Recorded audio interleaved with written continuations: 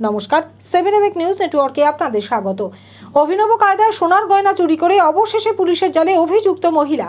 সূত্রের খবর, গত 13 সেপ্টেম্বর তৌফিকা খাতুন নামের এক মহিলা মুর্শিদাবাদের কান্দি শহরের একটি সোনার দোকানে সোনার গয়না বিক্রি করতে আসেন, কিন্তু কোনো কারণে সেগুলি বিক্রি না করেই ফিরে যান।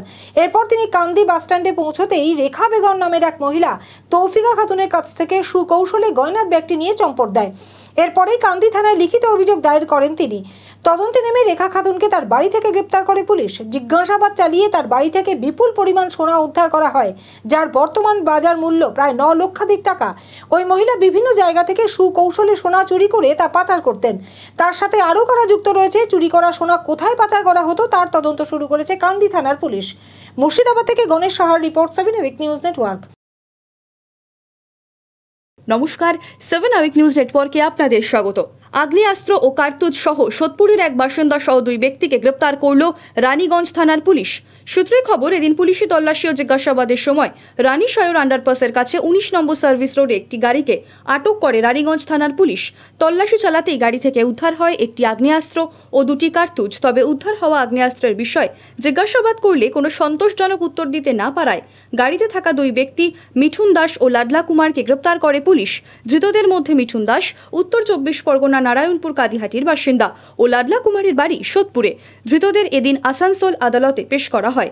পুলিশ সূত্রে খবর, ধৃতরা জাতীয় সড়কে ট্রাক ছিনতাই, ডাকাতি ও অপহরণের পরিকল্পনা করেছিল। Bureau report, 7 News Network. নমস্কার, 7 নিউজ নেটওয়ার্কে আপনাদের স্বাগত। বন্যা ত্রাণ বিলিতে চরম বিশৃঙ্খলা মালদায়। এদিন মালদার মানিকচক ব্লকের ভূতনিচরে বন্যা দুর্গতদের জন্য ত্রাণ সামগ্রী নিয়ে যান স্বয়ং রাজ্যের পুর ও নগর উন্নয়ন মন্ত্রী ফিরহাদ হাকিম। তবে স্থানীয় সূত্রে খবর, ত্রাণ সামগ্রী বিলির শেষ পর্যায়ে আচমকাই দুর্গতদের ভিড় বাড়তে শুরু করে।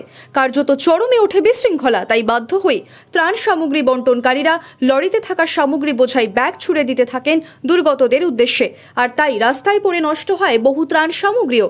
সে সঙ্গে দুর্গতদের একাংশ রীতিমতো ত্রাণ সামগ্রী লুট করতে থাকে। অন্যদিকে ত্রাণ সামগ্রী না পেয়ে বৃষ্টির মধ্যে খালি হাতেই ফিরতে হয় বেশ কয়েকজন বানভাসীদের। মালদা থেকে তনু জৈন রিপোর্ট, 7 নিউজ নেটওয়ার্ক। নমস্কার, 7 নিউজ নেটওয়ার্কে আপনাদের স্বাগত। বৃষ্টিতে বিপর্যস্ত উত্তরবঙ্গ, আর এরই মাঝে চিন্তা বাড়াচ্ছে তিস্তা সহ উত্তরের একাধিক নদীর ক্রমবর্ধমান জলস্তর। ইতিমধ্যেই কোচবিহার মেখলিগঞ্জ মহকুমার তিস্তাচর এলাকায় বন্যা পরিস্থিতি তৈরি হয়েছে।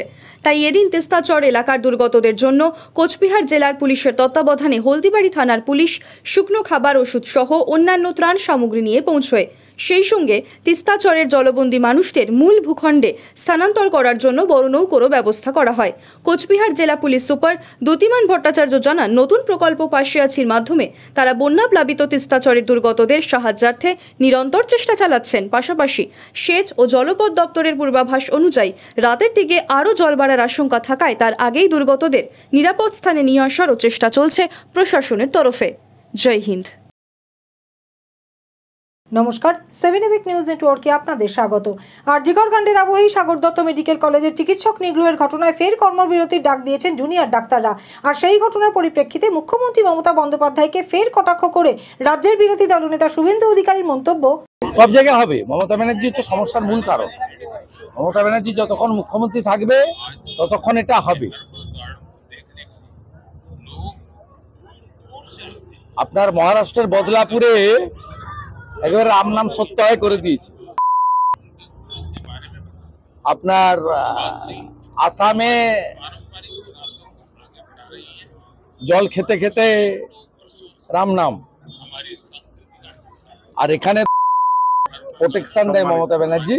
এবং লজ্জার পুলিশ, ডাক্তার 3 জন একসঙ্গে জেলে আছে। মদন মাইতির রিপোর্ট, 7 নিউজ নেটওয়ার্ক। নমস্কার, 7 নিউজ নেটওয়ার্কে আপনাদের স্বাগত। উত্তরবঙ্গ জুড়ে নাগারে বৃষ্টির জেরে ফুলে ফেঁপে উঠেছে সেখানকার নদীগুলি। জলঢাকা নদীতেও বিপদসীমার উপর দিয়ে বইছে জল। আর এমনই বন্যা পরিস্থিতির মধ্যে মানাসাই নদীর জলে পড়ে গিয়ে এক গৃহবধূর নিখোঁজের ঘটনাকে কেন্দ্র করে চাঞ্চল্য ছড়িয়েছে মাথাভাঙায়। এদিন মাথাভাঙা 1 নম্বর ব্লকের পচাগড় গ্রাম পঞ্চায়েত এলাকায় মানসাই নদীর জলে ভেসে আসা কাঠ কুড়োতে গিয়ে পড়ে গিয়ে নিখোঁজ হন ওই এলাকারই বাসিন্দা বছর 25-এর মমতা দাস। পরিবার সূত্রে জানা গেছে, এদিন সকাল 10টা থেকে নিখোঁজ ওই গৃহবধূ। এর আগেও দুবার জলে পড়ে গিয়েছিল, কিন্তু দুবারই তাকে খুঁজে পাওয়া গিয়েছিল। কিন্তু এদিন নদীতে কাঠ কুড়োতে যাবার পর থেকে তাকে আর খুঁজে পাওয়া যাচ্ছে না। গৃহবধূর নিখোঁজের ঘটনার খবর পেয়ে ঘটনাস্থলে যায় মাথাভাঙা থানার পুলিশও। গৃহবধূর খোঁজে তল্লাশি চালাচ্ছে পুলিশ। মাথাভাঙা থেকে দেবদাস বিশ্বাসের রিপোর্ট, 7 আওয়েক নিউজ নেটওয়ার্ক। নমস্কার, সফন আওয়েক নিউজ নেটওয়ার্কে স্বাগত। প্রাইভেট গাড়ির সঙ্গে বাসের মুখোমুখি সংঘর্ষ ঘটনাকে কেন্দ্র করে তীব্র চাঞ্চল্য ছড়ালো দক্ষিণ 24 পরগনা জেলার বারুইপুরে। সূত্রের খবর, এদিন বারুইপুরে যোগী বটতলা এলাকায় বারাসত রুটের একটি বাস নিয়ন্ত্রণ হারিয়ে বারুইপুরগামী একটি প্রাইভেট গাড়িতে সজোরে ধাক্কা মারলে দুর্ঘটনার কবলে পড়ে গুরুতর জখম হন গাড়ির আরোহীরা। তীব্র ঝাঁকুনিতে ঘটনায় আহত হন শিশুসহ বেশ কয়েকজন যাত্রীও। তাদেরকে উদ্ধার করে বারুইপুর মহকুমা হাসপাতালে নিয়ে যাওয়া হয়েছে।